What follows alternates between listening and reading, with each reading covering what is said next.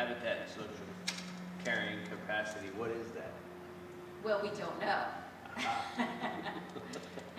And it seems to, and you know, the habitat carrying capacity varies according to the habitat type, you know, tremendously. So that is one aspect that we hope to work on with the Northeast Upland Game Bird Technical Committee, because that's like the, you know, the $100 million question. Right. How many turkeys can we have across the landscape? And then, but we realized though from back in the early 2000s that there is a limit, in terms of social carrying capacity. And we've been able to work with landowners, to help them with decreasing turkey populations in areas where, it's exceeded social carrying capacities. But, luckily the aspect of social carrying capacity is kind of interesting because we've really been able to educate people. A lot of times, especially in agricultural settings, turkeys get blamed for damage because they're seen across the landscape during the day. And so we've been able to, educate landowners by using trail cameras and, going in and specifically looking at the depredation of crops or bricks or, whatever, silage bags and allowing the landowner to realize that it's not the turkeys, that it's, other wildlife that are mainly nocturnal. So. Thank you. JL, one thing that I get a lot of comments about is hunters would love to see the season move back into an April timeframe. And, we already do that with the youth, so they, they can go out a week earlier. They're actually hunting in April. We've had a lot of warm years here now recently where it does seem that the things are greening up earlier. Is there any possibility, are we considering potentially moving the season up a week or two to better allow hunters, to maybe get them in one of the peaks of the gobbling season, but still protect the nesting? I mean, I understand why it is where it is, but are we sure it's as early as we can make it? Yes, we're sure it is as early as we can make it. And, again, we're 11th in terms of population, but we're number 2 in terms of spring gobbler harvest. And so, we have to be more conservative with our harvest strategy in Pennsylvania than most other states because of that aspect of, of just our harvest densities. And our research that we conducted on the hen study, during the hen study, showed that the timing of our season is correct in terms of the biology of the bird because of looking at the median date of nest incubation. That's when we want to open up the season, is during that median date of nest incubation. And that has not changed over time. So really, as long as we open up the season, around the 1st of May, the Saturday, we always open the season on a Saturday. So the only leeway we could have, I suppose, is if we wanted to open up the season on May 1st every year, regardless of the day of the week. But and that's the only kind of leeway I would say, for opening up the season. But then I don't know if people would really like that because most years we're opening it up a few days before May 1st, just simply because we're opening up on a Saturday. But it's really, our current research has shown that the timing of our season is correct, given the fact that, we want to protect those nesting hens. We want to open it up when they're actually sitting on nests on an average year. Okay, but, we have to always talk about averages because, every year is going to be slightly different, and we don't know that when we're establishing the season dates. So, erring on, erring on the, the side of the resource is always the best, especially because we harvest so many turkeys in Pennsylvania. And our youth harvest so many turkeys. So, we're opening up the season a week early for youth. But we have to keep in mind that we harvest more turkeys during our youth season than some of our other northeastern states harvest during the entire season. So we have a tremendous hunting resource. So we just have to be a little bit more conservative. And I guess in terms of, I guess it's on our shoulders to really have the education to our hunters that why we're opening up the season, when we do. And so that just comes down to a lot more, social media and education. So, sorry. If we're concerned about the harvest numbers in the spring, why do we offer a second tag? Well, we do allow,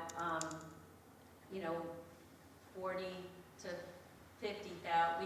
We can actually increase our harvest in the spring slightly without harming our population, because we're harvesting males, and males don't, they don't participate in the raising of the young, incubating or raising of the young. And so we can allow, a large male harvest because of that reason, and because, one successful mating for a hen can lay 2 complete clutches of eggs with 1 successful mating. So when we do open up the season, at that point, males are considered excess to the population. So the main part is when we open up that season. So. Thank you. Now, the one aspect of we can actually over-harvest males. We don't want to increase the harvest too much, because the majority of the harvest is really the 2- and 3- and 4-year-old birds, and which is nice. And turkey hunters kind of self-regulate themselves. They'd rather harvest a longbeard in general, especially in Pennsylvania. They'd rather, our majority of our harvest is the adult birds. They actually let go the jakes, and that's actually helping to perpetuate the population, because then you have great recruitment of those jakes into the next year's population as adult birds, which then can be harvested. And so, but then, so you have the fine line of, okay, you have to make sure you have, enough adult birds coming into the population each year.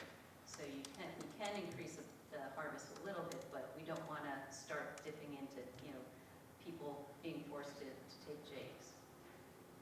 Thank you. Does anybody else have a question? Yeah, see, I love to talk about turkey, so we could sit here all day and discuss turkey management. Thank you very much. Thank you. Thanks, Mary Jo. Next up is Jeremy Banfield. He's going to give us an update on elk.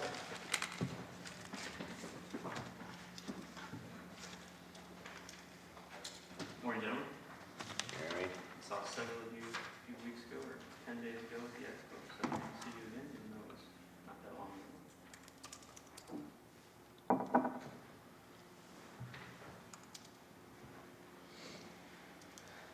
I'll be fairly brief. I'm going to focus mainly on the application stats and some of the distribution of the application, or distribution of the applicants, I should say. So just a reminder, our elk management area where we'd like to see elk stay, you're going to hear me say EMA several times here as opposed to DMA. But it's 2H, all of 2H, most of 2G, just a subtle difference in the very eastern boundary there. The elk management area is PA 287, where 2G is US 15. As of January 2016, our minimum count, we had 996 elk. Again, that's a minimum. If I put an educated guess on it, I'd say between 1,000 and 1,100 elk are out there. Tag allocation for this year is 25 bulls, 99 cows. That's a total of 124 spread across 13 hunt zones, but really it's only zones 2 through 6 and 8 through 13. So zone 1 is open to anybody with a valid tag, and zone 7 has an allocation of 0. The darker the color, the higher the tag allocation, and that's based on mostly population, but also elk-human conflicts. So, one simple thing to draw from that coloration is that the western end of the elk management area is kind of where we're trying to reduce the population and then allow it to expand eastward.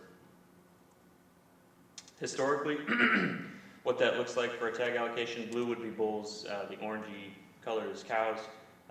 It's been increasing for the most part over the past few years with an increase in population. The asterisks there just represent the special conservation licenses or governor tags, and I'll talk about them later, but they're not included in that figure. Okay, applications. So this has also been increasing over the past few years. We started off really high, decreased, and kind of plateaued in the mid-2000s there, and then it's been increasing ever since. So we had 30,635 applicants this year. That was up from 27,592 last year. Just everybody can do math, but it's $10.90 for an application, and that's just over $300,000. As far as the gender breakdown, just one interesting tidbit, obviously mostly males, but the number of female applicants is still present and mainly consistent. It's rough. It varies between 4 and 6% every year. The long-term average is 6.4% for female applicants. Okay, so where does this look like nationwide in terms of applicants? Obviously PA is the number 1 here, but and this is 2005 data, I should say at the top. I'm going to go through each year just quickly. I don't want to bore anybody, but just to give a spatial representation and the numbers alongside it. Non-resident applications, generally around 7-8%. This year it was 10. 2006 it would have been right around 9%. 2007, 8. I kind of like to watch the nationwide map there get darker. So the number of non-resident applicants has been increasing as with our applicant pool, our overall applicant pool, but the percentages stayed relatively consistent.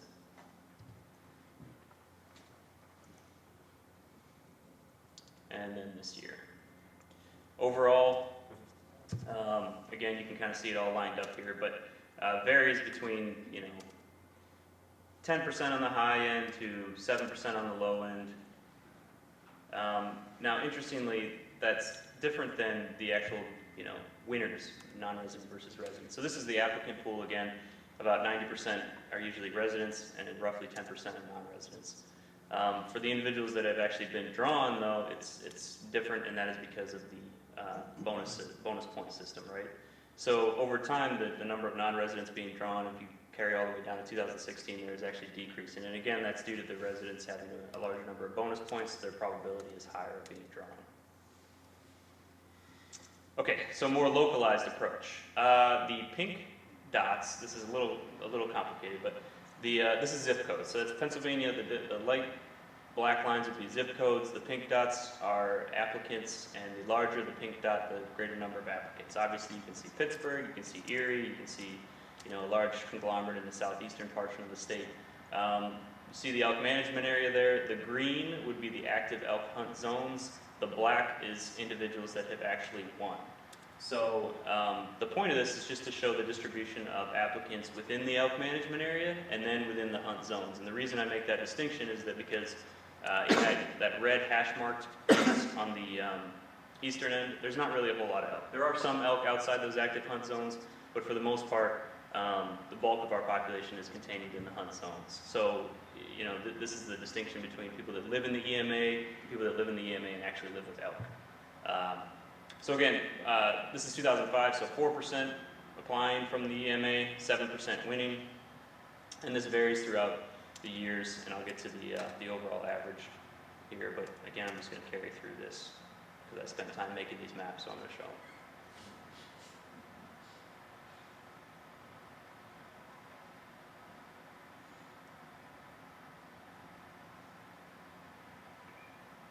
Okay, and so overall, again, you can see the percentages varying there. elk management area applications, elk management area winners, hunt zone applications, hunt zone winners. Overall, 4.9% apply from within the EMA, 5.3% are winning. That's, again, the mean from 2005, 2012, or 2016, over the past 12 years.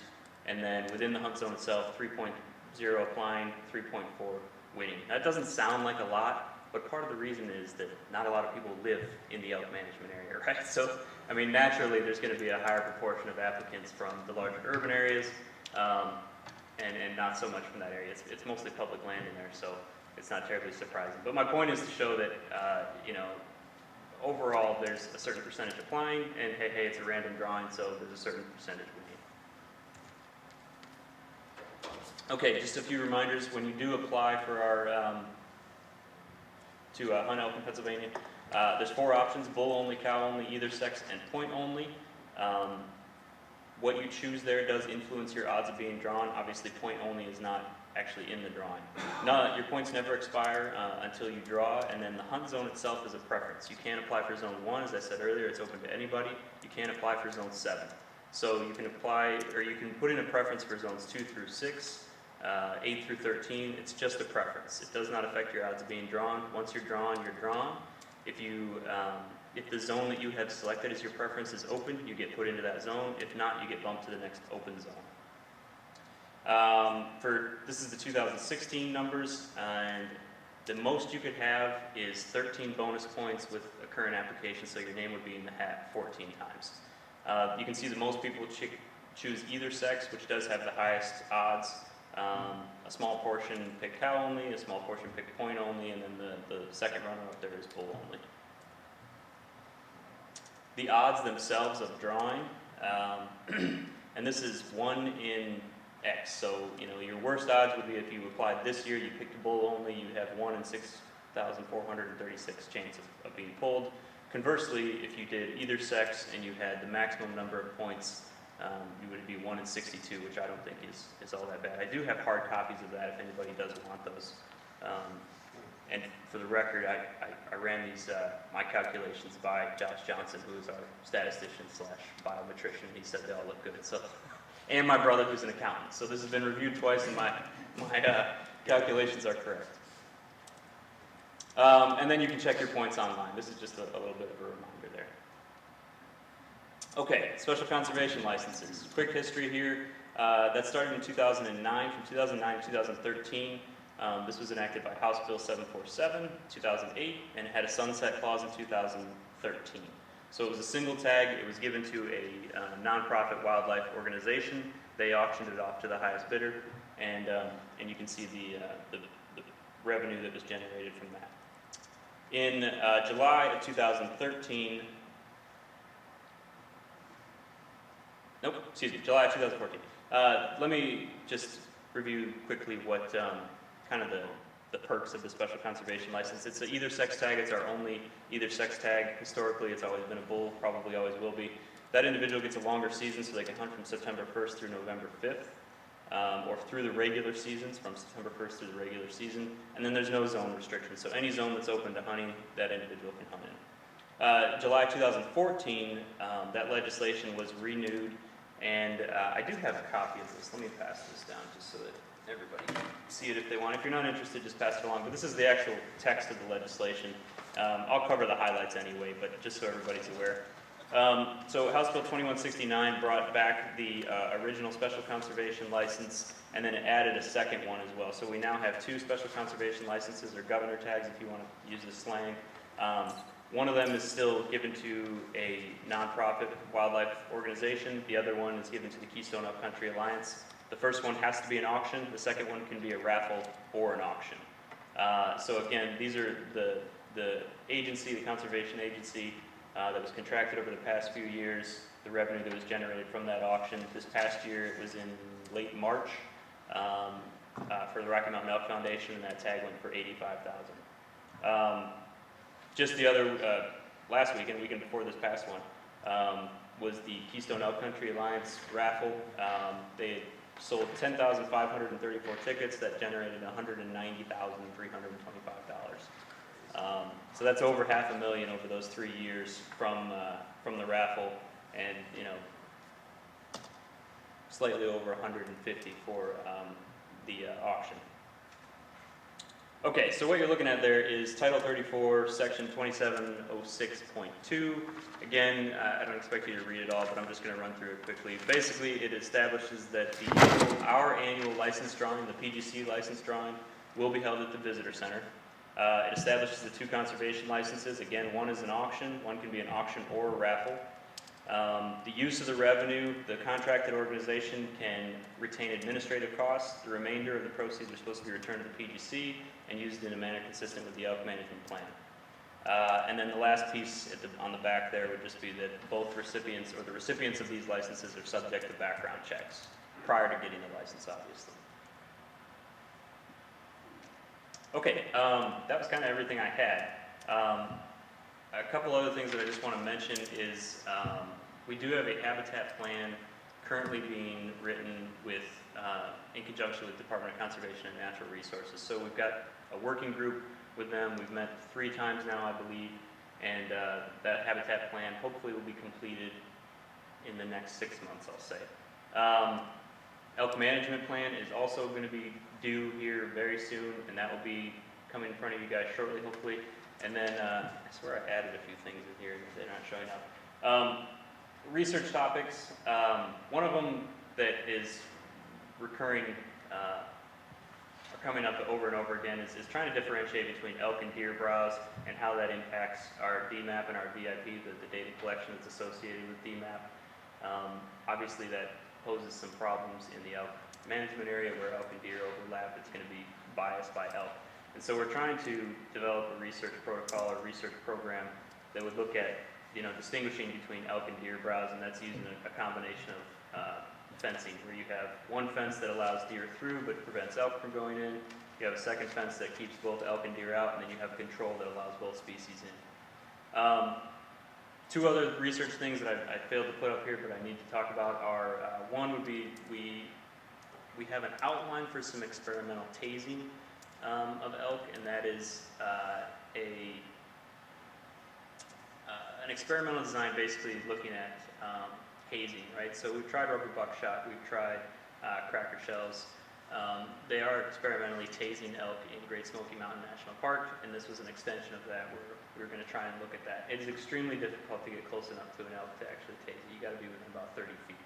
So that is something that is being discussed and potentially will come through eventually. And then the last thing would be pregnancy data. So our recruitment rate is where it should be, but our pregnancy rate seems to be suspiciously low still. I feel like we should be growing faster than we are. And so we've got a program or a project that's going to be designed to be looking at that, and that's still going to be maybe a year or 2 out, but just anticipate seeing that eventually here. See any twins yet? No. Twins are like less than 1% of the time. It's extremely rare. So that's really everything I had. Again, I do have copies of those odds if anybody wants them, and I will take any questions. It's all right. You're off All right, thank you guys very much for your attention.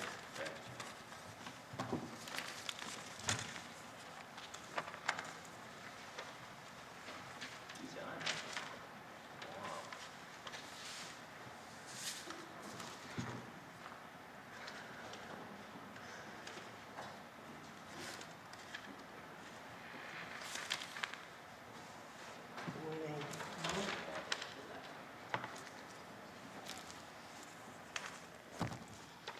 Well, I didn't put this on PowerPoint only because some of the charts are so small, and I thought you would probably want it up close.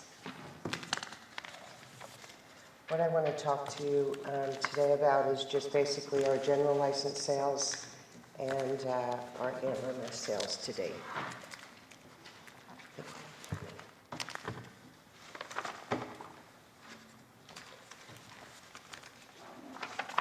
When I talked with you back in, when was it, the last commission meeting, we talked about how the license sales were going, and I mentioned to you about the first day of license sales, the general license sales, and how we brought in almost $1 million more than the previous year.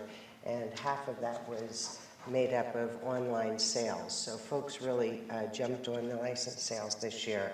The packet that I gave you is just basically going through, looking at each of the major categories of our license sales, and we can just go through this. Don't you have one, Matt? Yeah.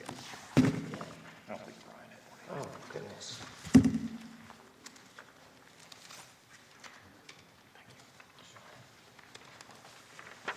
Okay, so the very first page is just our general license sales, and it's just really a snapshot of where we are. Obviously, that general license sales makes up over 27 categories of your general licenses. Both, and just to point out, both the resident and non-resident general licenses were both up this year. This is compared to last year at the same time, August 22nd. And if you want to know any specific categories within those general license sales, I have that information available.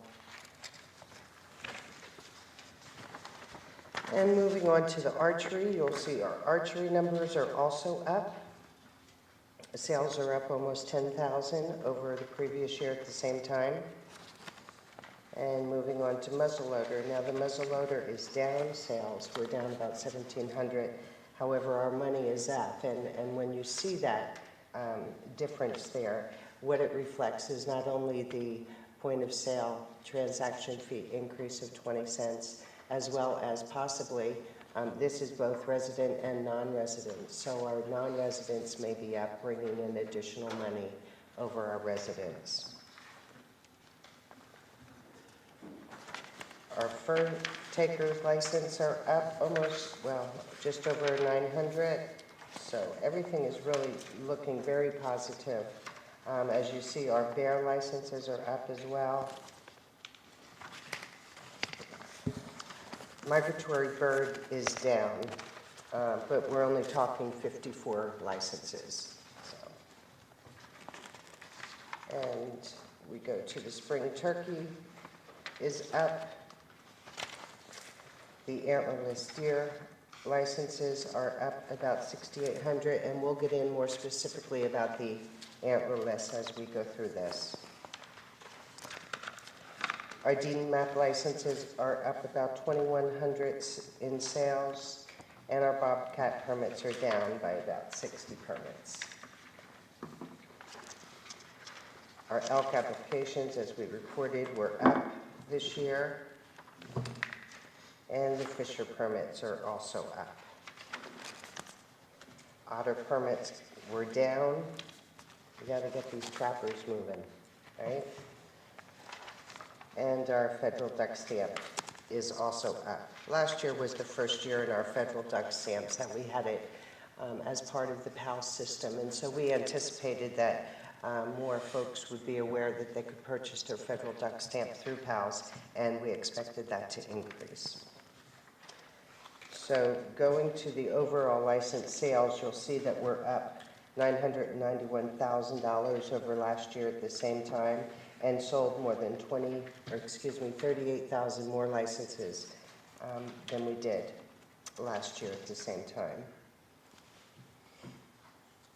Now, there was some changes that we made with the antlerless this year, with the sales dates and so forth, so I wanted to just give you a little more information. We did talk briefly about the opening day of sales and how they were approximately 7,000 licenses higher than what the previous year at the same time.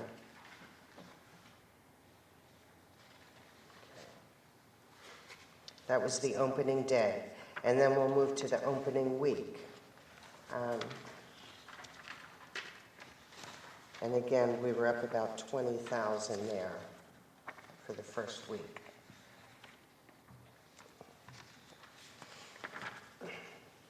Now we go into the non-residents. As you know, we opened the license sales for non-residents July 18th, 1 week after the resident licenses.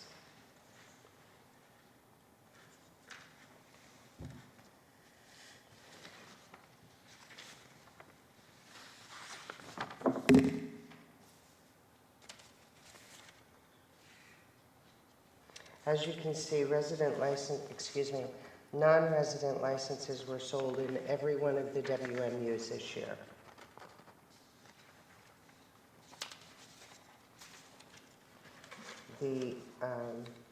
There were approximately 100 more non-resident antlerless licenses going to non-residents than there were in the previous year.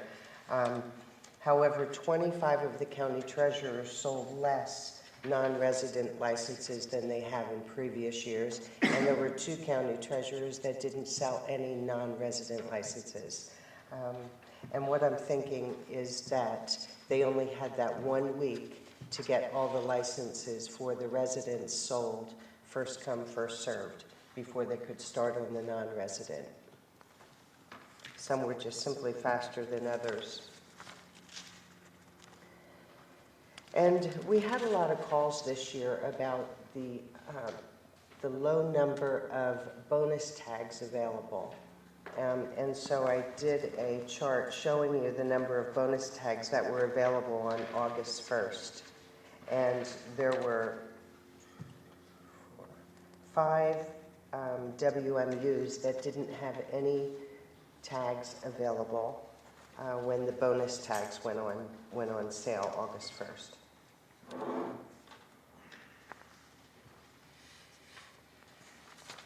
I know there's a lot of numbers here, but I think once you get back and start looking at this, some of you may have additional questions. And then we have a report of the total non-resident antlerless sales to date, and the WMUs, this sellout date, when they were sold out, the date and times. We only currently have 3 WMUs that still have licenses available.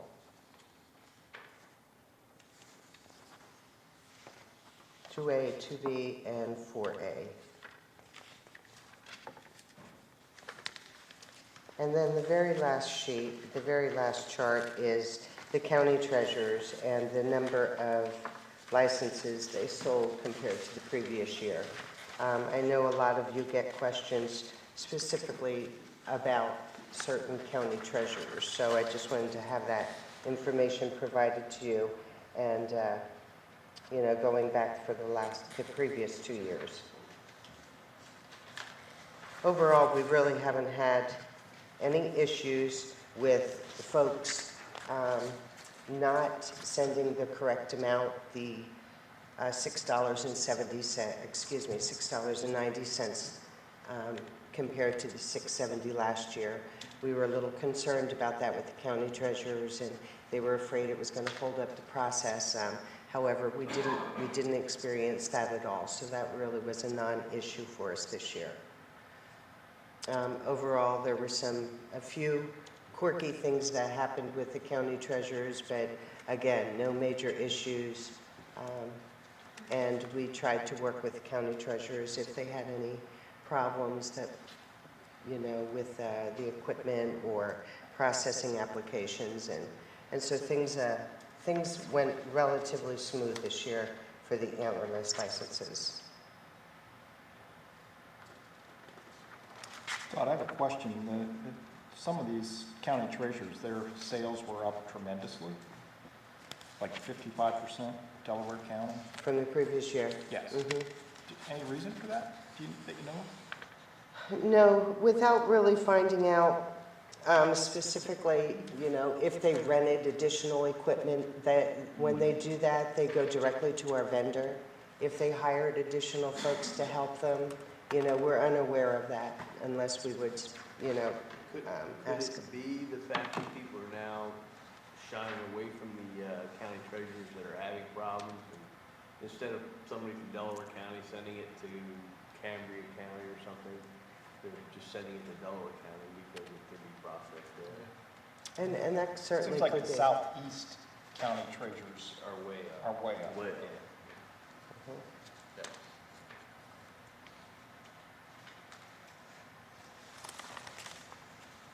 Yeah, all of the southeast county treasurers are way up.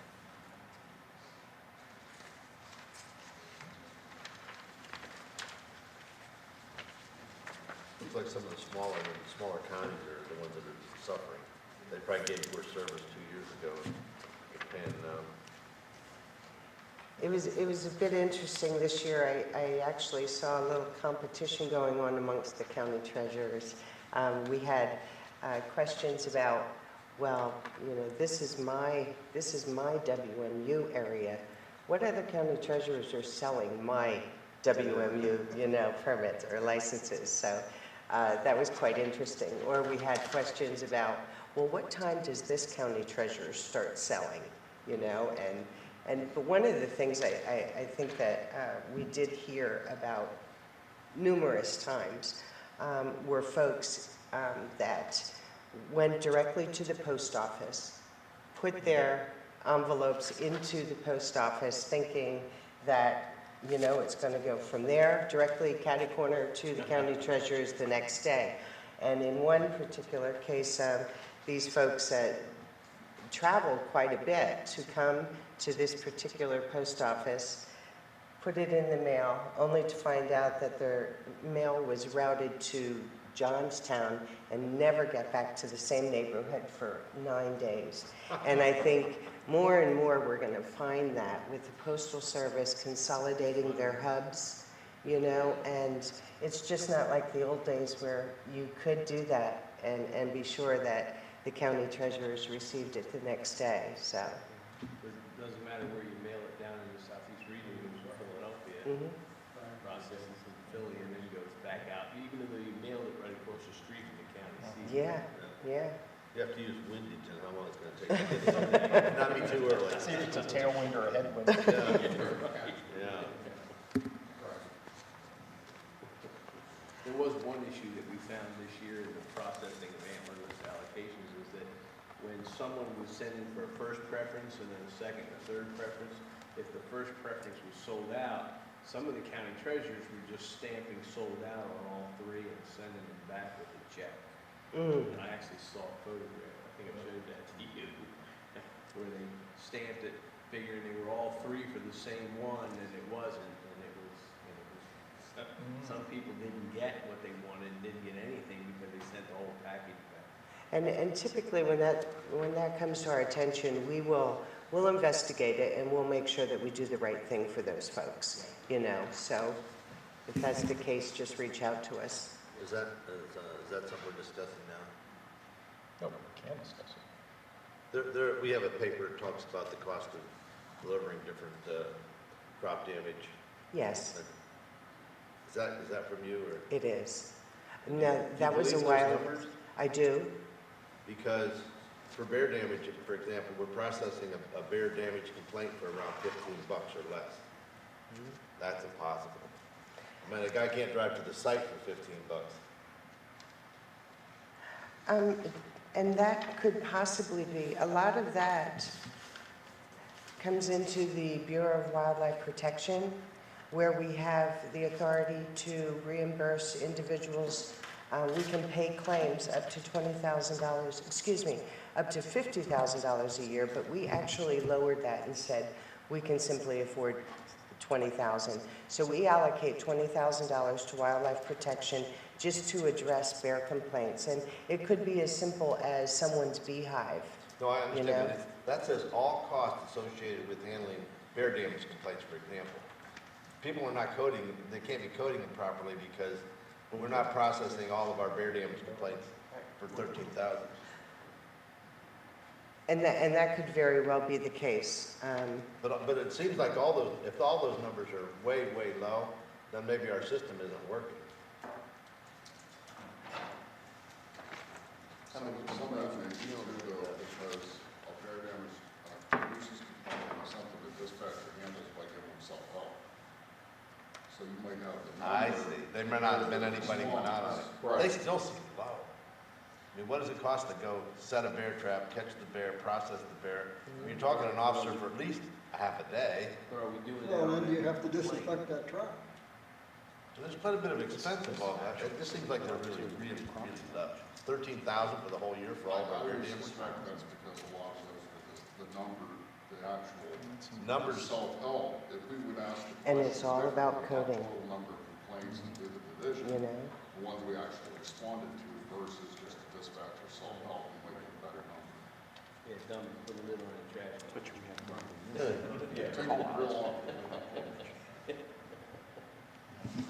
We possibly, and again, those numbers are all pulled from the system based on the coding, the activity codes that are put No, on. I understand you that. know. You're just reporting what you got. What I'm thinking is there's some issue with what's going into the system.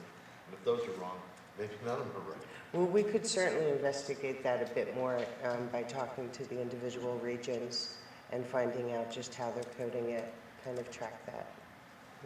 Well, we have two of them back there we can ask. Mhm. Do you guys, Barry, you and Bruce, do you know what we're talking about? We have a summary. I think you go to the time sheet and run it. Cat form, you just run it for the bear damage. For nuisance bear, I mean, it's retrievable. We're saying right now, bear incidents in 14-15 were 14,000. That's probably the claims page. No, it says includes all costs, investigation, settling claims, answering complaints, fencing agreements, handling of bear cubs, trapping and transferring a bear. 14,000.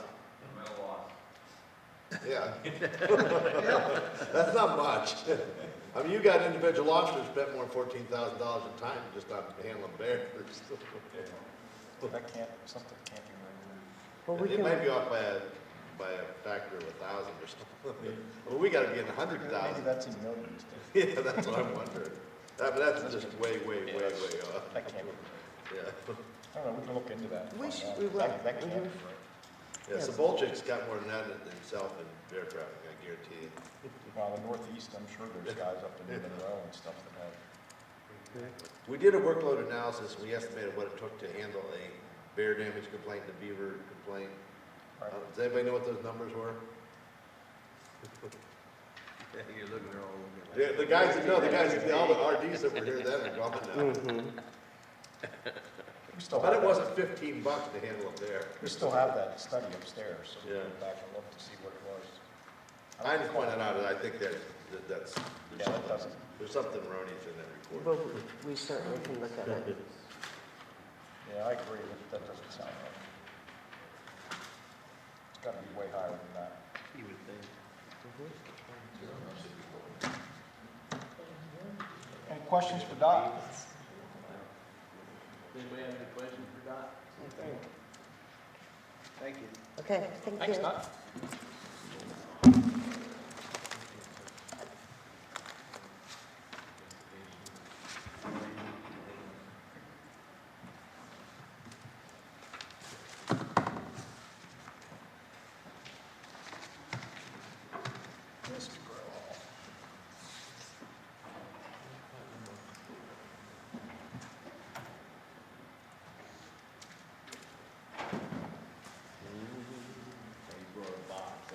Gifts, he brought us gifts. Yeah. Props. He's our favorite. Well, good morning. First of all, I'm going to talk about our body camera program. I believe Commissioner Daly asked for an update on where we're at with our body camera program that we've started issuing to our officers. Well, I think I gave you one of my copies there. I see the blue highlights on it. Oh, you need that one back? I need that back.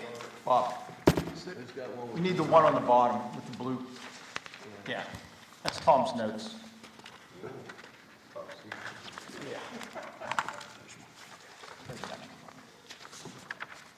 Okay, I started out with a little bit of the history of the program. Back in October of 2014, the House passed Bill 2178, which authorized both the Pennsylvania Game Commission and the Pennsylvania Fish and Boat Commission to utilize personal video recorders. They amended Title 901 of Title 34, Section B1, Powers and Duties of Enforcement Officers, and it stated that our officers had to be trained and our course had to be approved by the Pennsylvania State Police. It also said that officers may only wear the body cameras in the performance of their official duties, and this did not apply to deputies. So deputies were specifically excluded from authorization for body cameras. In May 6th of 2015, we submitted our training plan to the Pennsylvania State Police, and they approved it. Early in 2016, we began a training program where we trained all the officers and issued them portable video audio cameras. Currently, all wildlife conservation officers, land management supervisors, and region law enforcement supervisors are all issued a body camera. Each region has a 6-bay docking station installed at the regions where the officers, when they go to the region offices, can put their body cameras into this docking station and upload their videos to the cloud where it's a secure storage site. That was the biggest issue we had with the body camera program, was how to get these videos uploaded in a timely manner, and so the officers could do it as quickly as possible. We had a lot of issues with time and how long it took to upload these videos. How often do they offer? Well, by policy, they have to do it within 3 days. Every 3 days, they put the... I actually brought one. This is a docking station that's installed in each of the officers' vehicles. It's mounted on the floor. There's also a 6-bay one in each of the regions, and they just simply take this mounting bracket off and put it in there, and it uploads through a rocket that's a booster in the car to the cloud. So by policy, they have to upload the videos once every 3 days.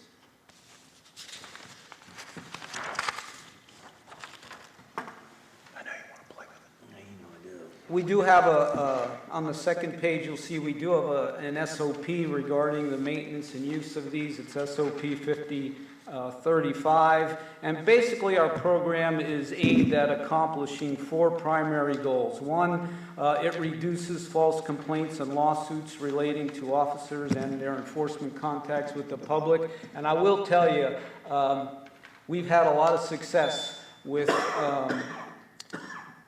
combating false complaints against our officers. In 2015, we did a short pilot project with body cameras, and one of our officers was involved in a situation where he handcuffed a suspect, and due to some of the circumstances, the cuffs were on for an extended period of time, and after it was over, the individual sued us. Claiming that he suffered permanent damage from the handcuffs being on for an extended period. We fortunate enough to have a body cam video of the entire incident. We reviewed the camera, and not only did the officer apply the cuffs correctly, he asked the individual numerous times throughout the incident if he was comfortable, checked that he double locked the handcuffs, and made sure that there was no pain involved with him having these handcuffs on. He asked them probably a half a dozen times during the incident whether he was in pain, and he replied no. We copied the video, sent it to his attorney, and the lawsuit was dropped within a week. And we've had a few other minor cases like that. That's probably the most significant one. So they have paid benefits. Number 2 is to maintain cooperative and professional climate between our officers and the general public, increase the efficiency and accuracy of the officers' collection and reporting of enforcement contact information, such as when they're doing interviews and they can go back and review their interviews in case they've missed anything. Enhance real-world training. Probably one of the best benefits of the program for us is that we can use these videos for training of our officers and look at how to do things properly. Officers are required to activate the body cameras during the following types of incidents: vehicle pursuits, execution of arrest, search, or bench warrants, field interviews, interrogation, sobriety tests, anytime they activate the emergency lights or sirens in their vehicle, major crime scenes, other incidents, that result in a law enforcement action or any incident where they reasonably believe that they should be using it. Legal requirements is that they have to be readily identified as a law enforcement officer when they're wearing them. They shall inform all individuals present as soon as practical that they are being recorded both audioly and visually. Our recommended warning is, sir, ma'am, please be advised that this encounter is being both video and audio recorded. And that's about it. That's all they have to say. It'll be interesting. This will be the first hunting season that we're going to go through with the use of the cameras, but so far we haven't received too much negative feedback. You'll see they're prohibited from erasing or altering any of their videos. They shall upload all the recordings within 3 days of the date of the recording. The recordings are held for a minimum retention period of 180 days. Unless we go in and save it, they are automatically deleted after 180 days. We do have a policy that says any incidents that result in any felony or misdemeanor charges shall be preserved for 90 days following adjudication or 2 years, whichever is greater. Civil matters are a little bit longer, 4 years. External requests for preservation or duplication can be initiated by people who are participants in the recording. It has to be in writing and gives us the date, the time, and the location, and the names of the parties involved. Or they can also be subpoenaed through a court order or a request for pretrial discovery. So that's about the program in a nutshell. So far, we have 170 of these cameras in use today, issued out. To date, we have about 150 cradles in the vehicles and about 8 docking stations throughout some buildings. At this time, we've documented the use of force or an injury incident through 7 video recordings. Vehicle pursuits or stops, 118. Physical evidence or witness utilized evidence at trial, 55 times we used the recordings in a prosecution. To resolve a complaint filed against the commission employee, 6 to date.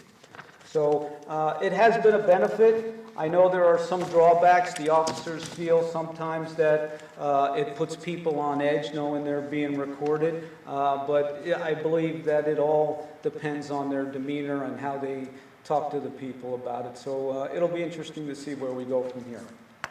Any questions on that? Yeah, I get that there's no way to review all the videos that are uploaded just because of the massive volume. But does somebody look through them every once in a while just to see? Administrators, which are 2 of my staff, and the law enforcement supervisor in the regions, they can go in there periodically and just pick any number of videos and review them to make sure the guys are compliant and using them correctly. Yep, absolutely.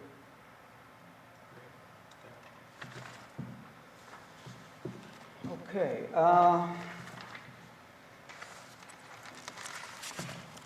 The other item I have is a discussion on baiting. I know Commissioner Putnam, you suggested maybe we do a little discussion on the ins and outs of our baiting laws. What I did was I compiled a list of all the laws and regulations that relate to both baiting and the feeding of wildlife, since those 2 activities are somewhat tied together.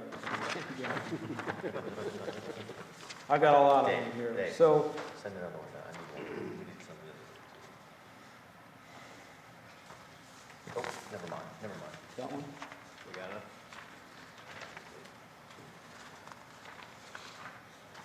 If you look at the top, the most significant law here is Title 34 of the Game and Wildlife Code, Section 2308, Unlawful Devices and Methods.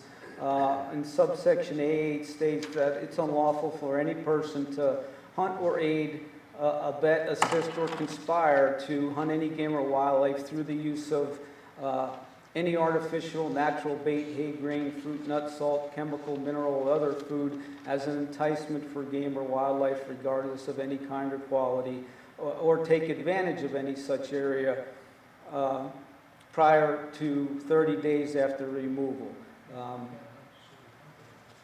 There are some exceptions in this law. Nothing contained here shall pertain to normal accepted farming, habitat management practices, oil, gas, drilling, mining, forest management, or other legitimate commercial and industrial practices. So it goes into some exceptions as well, that we have regulations such as the special regulations, baiting permit, and things like that. Another exception is for the hunting or trapping of coyotes, where they're allowed to use a non-living bait used to attract coyotes. If you move on, we have some other sections that deal with using baits, such as in our trapping section, section 2361, where it's unlawful to use bait that's visible from the air when trapping. Game lands under Title 58, section 135, where it's unlawful for anyone to feed wildlife on game lands. Moves on to where feeding of certain wildlife species are prohibited, where we have a statewide ban on feeding of bear or elk. We move on to chronic wasting disease, where the director has the authority under our plan to restrict the feeding of cervids within our DMAs. And then again, we have the special regulations areas where it's also unlawful to feed white-tailed deer, with the exceptions of the baiting permit. So that pretty much, in a nutshell, are all the laws that pertain to the feeding or baiting of wildlife. You know, those two activities are very closely related. The only difference is for baiting, they're putting it out there to attract for hunting. So that's pretty much a compilation of our laws, and if you have specific questions on how to interpret those, I'd be more than happy to answer. I think my specific point was, I'd like to see us have some news releases that let people know that if they put salt in front of their trail camera, and their trail camera is by their archery blind, they're in violation. Because I think a lot of people do it only to attract them to their camera, and they don't realize that that's baited, and especially, maybe you could have a little discussion on how we treat salt. Once the salt's dumped on the ground, they go clean up all the visible salt, but it's the ground. That's the residue, right? And what the law says is that all bait plus any residue and salt, you might not see it any longer, or some of that deer cocaine stuff, but it gets into the soil and it's still present, and you can tell, you know, where the deer were kicking it up and trying to get at it. So what the law says is that all the bait that's visible plus any residue that might still be in the soil would have to be removed, which means they would have to go in with a shovel and dig out the area, and with a bucket and carry it out with them. So yeah, we can do that, no doubt. Okay, go ahead. I have a question, and I've seen this occur. We get an early snow, salt trucks come down the road and throw salt. Next thing you know, you got salt all down in where it washes off the road, goes down into some of the creek bottoms, and you got a lot of deer activity, and they're digging up. How are we gonna? I mean, how do you approve that or disapprove that? Yeah, I'm not sure that's something we'd be too concerned That would be a about. normal activity. I Yeah. don't know if it's specific there. Right. It's not a farming activity, but it's a commercial or industrial activity. I run into a similar situation with brine coming out of a gas well. I think they quit doing that now, but they used to pump the brine on the ground, and that was Yeah. Used to be. deer being their way through it like pigs. Right. And, you know, one of the things with our baiting laws now, I know the federal government has baiting laws that pertain to migratory birds as well. And a number of years ago, they moved away from a strict liability where no matter, we really didn't have to prove that the hunter knew that the bait was present. But today, we kind of are a little more relaxed on that requirement, where we have case law, both federal and state, that says that the hunter should have reasonably known that there was bait present before they can be prosecuted for it. So I know when Rich was the director of the Bureau, there was a big push to change our hunting, our baiting laws, and we've had to provide a lot of input, and he was able to overcome that threat that they were going to permit baiting, and they wanted to put a distance in there. And there is really no, I think one of the most confusing things about baiting is the distance. You know, hunters are always asking, how far do I have to be away from the bait? And there's really no standard answer because there's a lot of factors that affect it. It's the species of wildlife, the size of their home range, you know, how much bait, what the terrain is, the time of year. There's a lot of factors that go in on how effective it can be, so it's really difficult to put a distance in the law. So a guy that walks in at night, just climbs up a tree stand, has absolutely no idea that 100 yards away is a bait pile, we would have to prove that he should have known. Maybe not that he definitely knew, but well, his path in, did he walk by it? If he's in an elevated stand and it's a salt block and it's sticking out, should he have seen it? And we put a lot more effort into baiting prosecutions now. We try to be fair because we realize that sometimes they could have, you know, just be in an area where they don't know. I mean, it happens. Yeah, absolutely. So, and I think our officers do a good job with their discretion there. And, you know, what we'll do is we'll go in and post the area against hunting for 30 days. So, Right. you know, that's not something we want to take lightly either. Have we seen an increase in bait prosecutions? Yes, baiting is always within our top 10 violations every year, and it's probably within the top 5, I would think.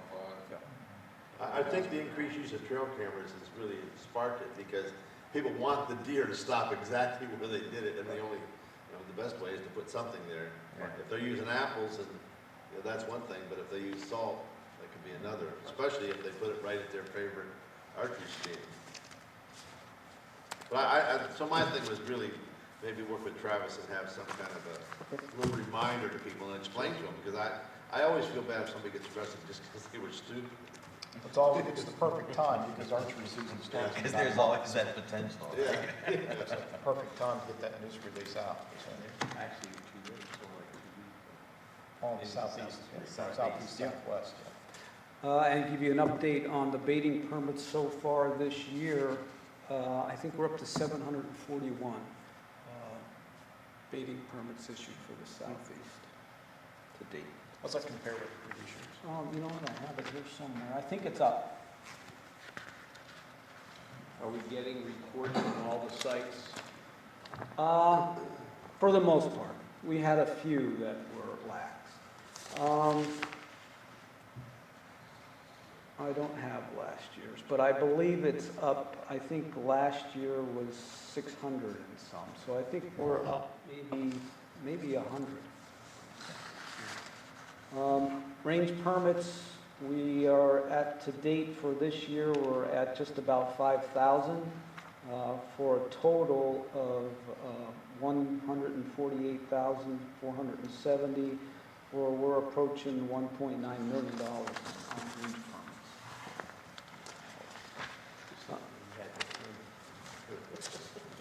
The other couple of short items I have is, I know we got an update on delisting the osprey, and we're gonna, and I think they did speak about that, how we did with the eagle, which is we added a restitution clause for anybody who unlawfully kills an osprey. We'll be proposing these regulations at the September commission meeting.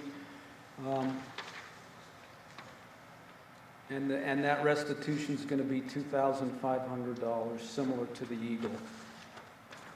We don't want to, you know, because when we delist them, the penalty for killing them under the Game and Wildlife Code is only $100. So we want to make sure that we don't let the public think that we're decriminalizing them so much that they don't really matter. So this allows us to enhance that penalty by $2,500.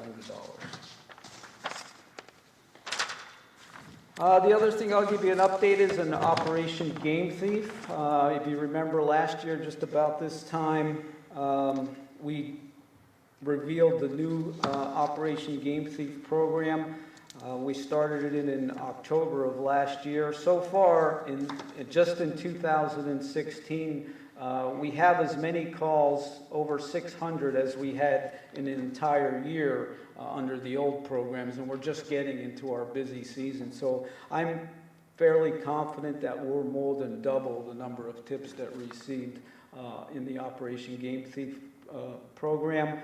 We did receive a small grant from the International Wildlife Crime Stoppers to purchase a trailer where we're going to use as a display trailer that the officers can take around, and we're going to put some of the mounts of the bigger trophy animals that were poached and things like that, so we hope to get a lot of mileage out of that as well.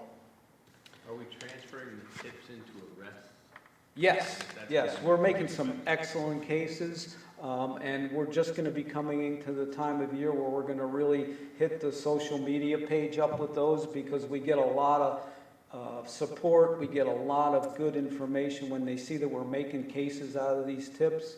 You know, we reduced our response time dramatically through this new system, where our guys are within a half an hour are responding to these calls, and they're making some really good cases.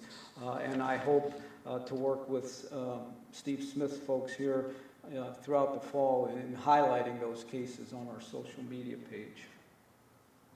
Something I just received this morning, which I haven't had to talk to the executive office about yet. I got a correspondence from the Attorney General's office regarding our state game lands range regulations that are up for final adoption here in September, and they're questioning our authority to implement some of these regulations because they feel that we're conflicting with the Uniform Firearms Act.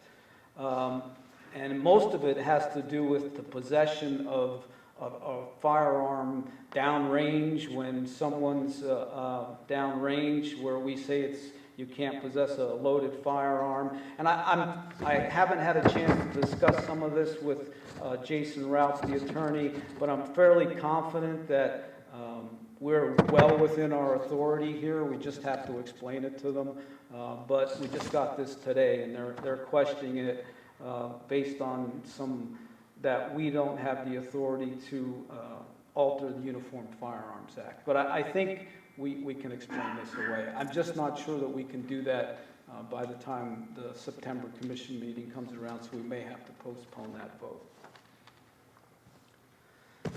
That is all I have. I know, is there going to be a discussion later today on crop damage? I know you requested some information on crop damage. I have a report here that we ran through the CAD system. I'll give you that now. Yeah, that's the next step.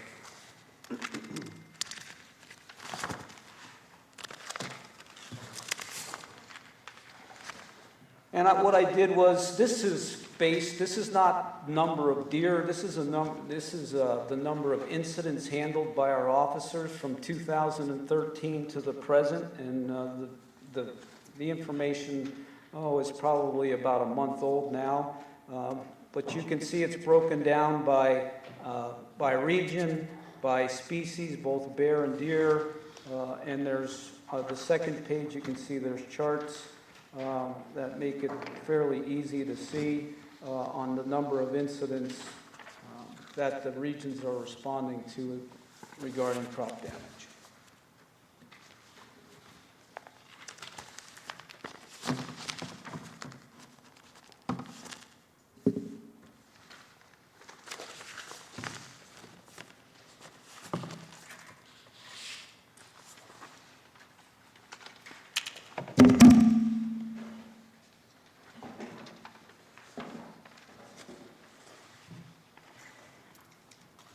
Tom, we've talked in the past about the feasibility of issuing smartphones for our officers. Remind me again why we don't do that. I believe there's some policy, OA policy, on who can get smartphones. I think we might have to ask Dodd or Paul on some of that stuff. So my understanding is that some of the fish and boat officers have already been issued smartphones. So, I mean, I would be curious as to, and if that's true, I don't know if that's fact or not. If that's true, why they would be eligible and our officers would not be. And the other reason I ask that is because I think we're all pretty much aware now that the majority of the communication between our officers is either by text or by just cell phone use. And they're using their own personal cell phones at this point. Yeah, and we do have some officers, some of the special investigators have them. I think cost is a factor. I'm not sure how much it would be to go from the phones we have currently to... The phones we have currently suck. Yeah, I agree. There are some they're useless. no doubt. It would be better than not having them than trying to, I mean, that's just the bottom line. Right. I mean, all things said and done, if we could afford it Politically incorrect. and it was possible, I would be in favor of the officers being issued smartphones. Is it something that we could look at moving forward? Dot just gave us information on that. Did she?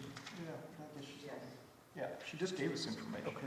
You remember what that was off the top of your head? To do the conversion, it would cost an additional approximately $70,000 a year to switch to the smartphones. And then, of course, you know, when we talk about that, it's a little more complicated in that they have to have special features added on if they want to do texting, you know. In addition to that, what will be the next logical thing they want? They would want to have their emails on their phones. Some of us do have that capability, and in doing that, you know, that would be an additional annual charge that we have to get AirWatch, they call AirWatch. So it's all about the money. Now, Well, in some areas, I would agree that you may need AirWatch, but in a typical environment out, you know, in anywhere that's got cell service, you don't need anything special to get your emails or text. I mean, unlimited talk and text is fairly inexpensive today in comparison to what it was just 5 years ago. And that's where OA comes in, where you're required to for security reasons. if they used that webmail application, would that still apply? You know, the device still has to be secured. I see. AirWatch has to be loaded. Okay. And you know, one of the things we could look at, if we possibly did, because I've looked at this and I've had presentations from WCOs who have requested this, is, you know, we might be able to eliminate cameras. We might be able to eliminate GPSs in their vehicles. So there might be other savings that we could look at, that if we did issue these types of phones, Can we do something? Can we do a cost analysis and see where we're at? Sure. I can. I mean, we're not looking at doing something tomorrow, obviously, because we want to wait till. Dot, you just did that for last month's staff meeting, right, Dot? That's correct. Yeah. Maybe can you just send that off to us? Sure. Thank you. And one of the things, you know, when we went to the mobile computers, there is a texting feature that they can text each other from in the cars through the mobile computers, but it's in the car. When they're out on foot, that's where the cameras come in, Yeah. or the phones would come in, because they could, you know, use the phone as a camera. They could use it to text officers. They could use it to as a GPS, and there's all kinds of mapping features and things that they could do. But I know there's a lot of security issues with that Paul and Dot are much more familiar with than I am. But I know they're asking for it. I agree.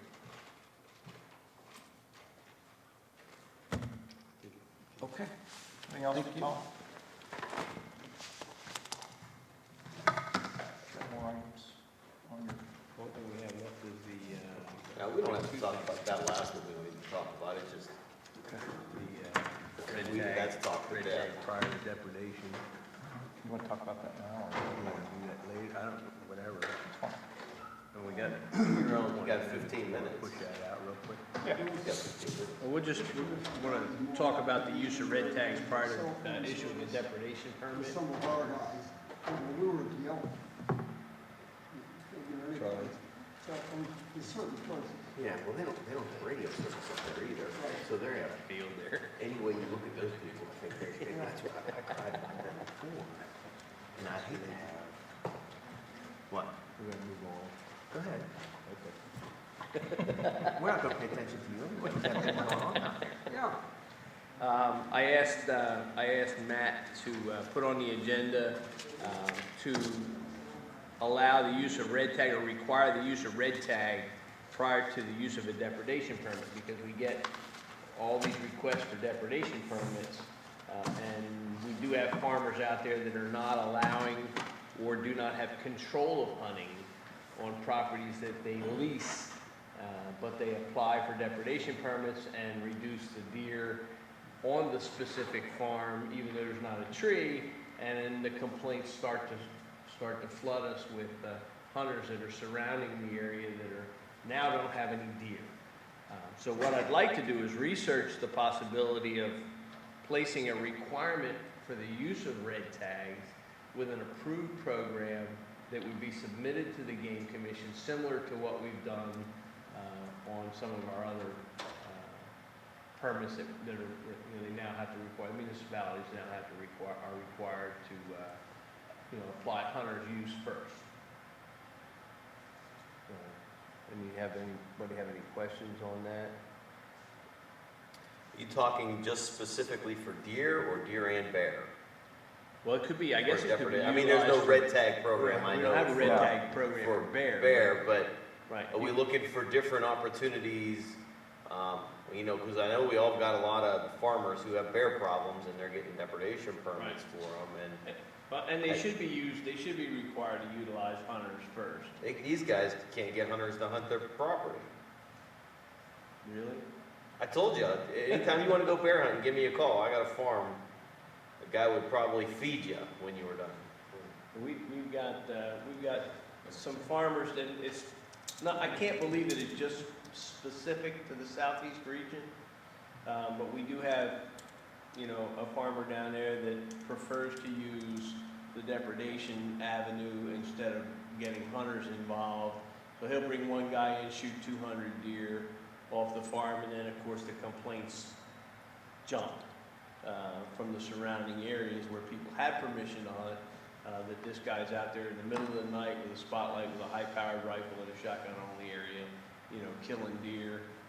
And then it stresses our WCOs, because now they're being forced to handle 20, 30 animals a night, which they can't do. So now we've got waste, which we're not enforcing. So with a depredation permit, they're allowed an unlimited number of kills. Is that right? Similar to crop damage, right? The current crop damage. There's a difference, they can allow somebody else to do the shooting. Right. They can allow up to 2 people to come in and. Because any farmer could go out and shoot 20 deer every night Sure. Right.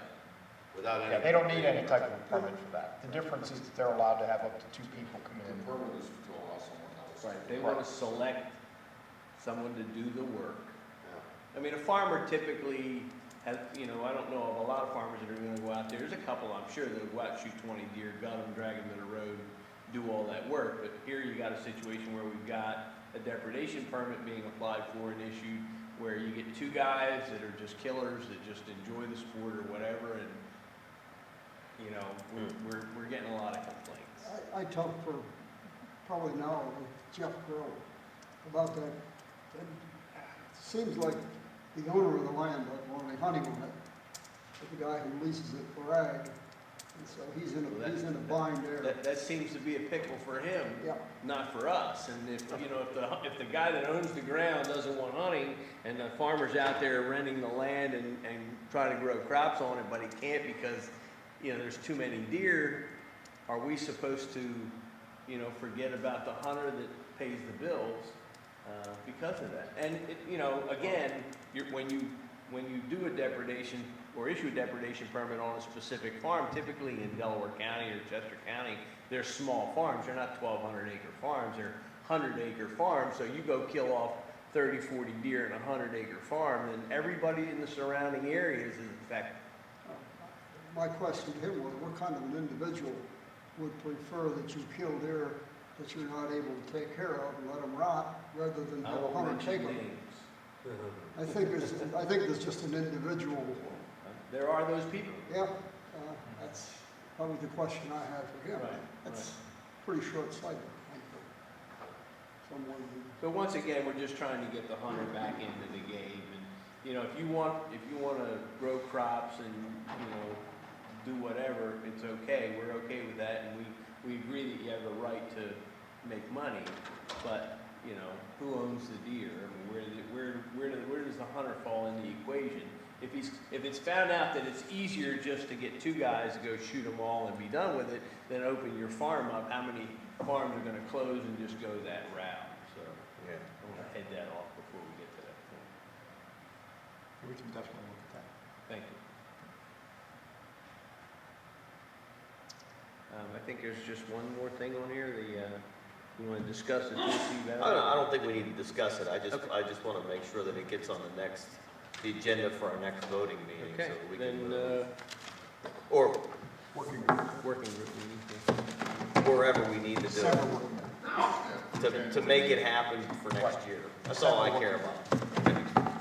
All right, we're